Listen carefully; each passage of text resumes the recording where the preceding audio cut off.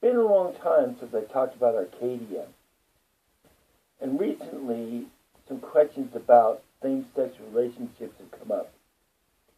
And I'm wondering, in my future paradise, or Arcadia as it is, the balance of man and nature, I'm wondering what would be the relationship of society to homosexuals, minorities, and women in this future utopia or near scarcity society. What would it be like? Because obviously they would follow some of my ideas about positive rights economically and negative rights culturally. So what that means is that there would be minimal to no advocacy for gays, women, and minorities in those pretenses. However, individual liberty in the form of economics or fiscal liberty and personal liberty for the citizen would be greatly enhanced.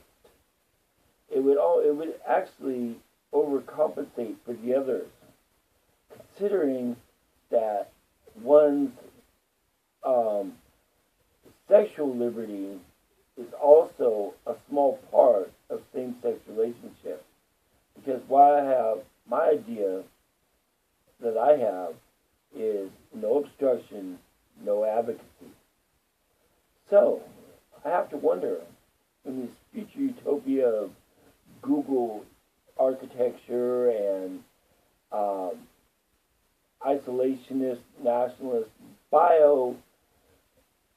energy society, balance between the population and the resources with minimal trading to your partners, to your border states, north and south, what would this world be like for someone who has had their rights trimmed excessively in one sense, but expanded greatly in another? Obviously, it would change the shape of society, twist it back to what I believe would be a natural and better society to have.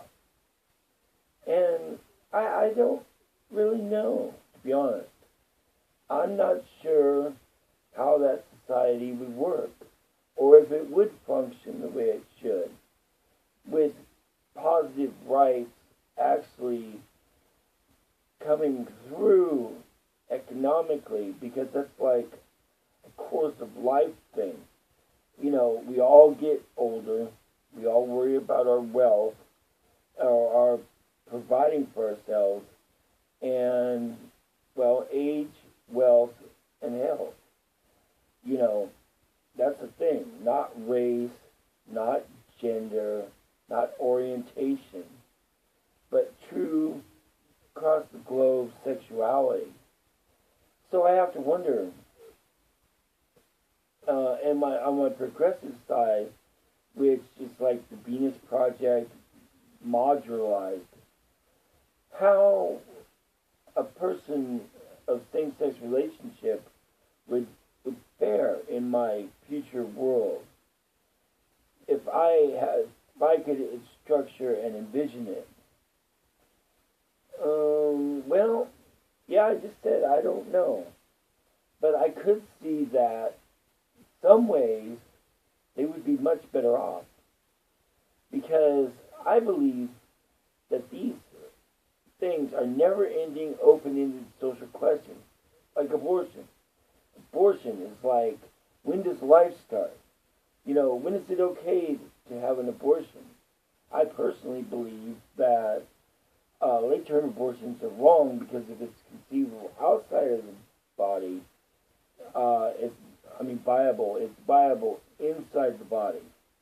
It doesn't matter if there's a womb separating it or not. The child can live outside the body it's not right to have an abortion, in my view. Other people consider late term. Other people consider the value of life at its inception. I disagree with that. But who's to say, really, when the spark of life comes about? But this wasn't about abortion. It's just to show that anything that you put that is a question of semantics in philosophy is going to be a problem that is going to take so much social capital that it can't possibly be solved, while more pragmatic things like economic things like health, wealth, and age can have benchmarks put upon them and can make greater social progress. That's what I believe. And that's why I'm so against advocacy for the standard 1960 things that never evolved beyond that, which is race, gender, and orientation. You'll never know what the other side is like unless, you decide to become on the other side with homosexuality. If you want to be a homophile, you can force yourself to do it. You'll eventually ring that Pavlov's bell and put pleasure with act. And that will switch something in your mind, and you will be stuck as that even if you are an abstaining homophile. And if people are homophiles and they don't wish to come out, the supposed gay shame, then I say good for them. They're following moral standards, and they are arbitrary moral standards because they're from a former authoritarian view. But if that's what they want to do, then it's not authoritarian unless it becomes such a collectivist thing that it affects everybody, like segregation in the South. But I think that some people have said that to judge between race and sexuality, in this case orientation, is a false dichotomy. And it should be considered that. So I'm not even going to compare it to the South, a segregated South. In any case, I think the people who were gay in the society would fare a lot better because they would have more money, they would have more social capital, and I'm sure the private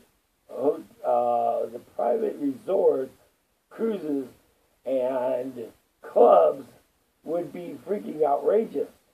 I'm sure they'd be playing cabaret, old chum, freaking 24/7 with hollow freaking bombers going overhead, so everyone can live the Paris experience.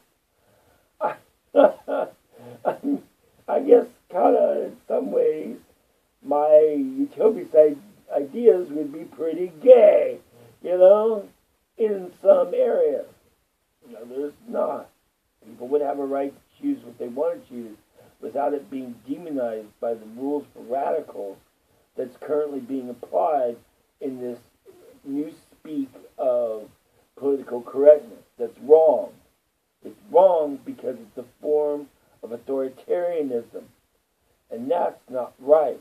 I want a free society where people can make up their own mind, even if it's wrong, about cultural ideals without it being a cultural progressive Marxist ideologue all the way through, or the rejection of it on religious grounds. I don't even believe half the people that are religious are truly religious. I think they're just there because of their moral, moral cultural choices. Anyway, that's my view on gays in Arcadia. And I think if you saw it the way I saw it, you would embrace it. Unless there was something that I've not seen that would truly tip it up into a vast dystopia. And I'm sure all you social progressives can readily see that, but I just don't agree. This is Futurist, and I'm out of here.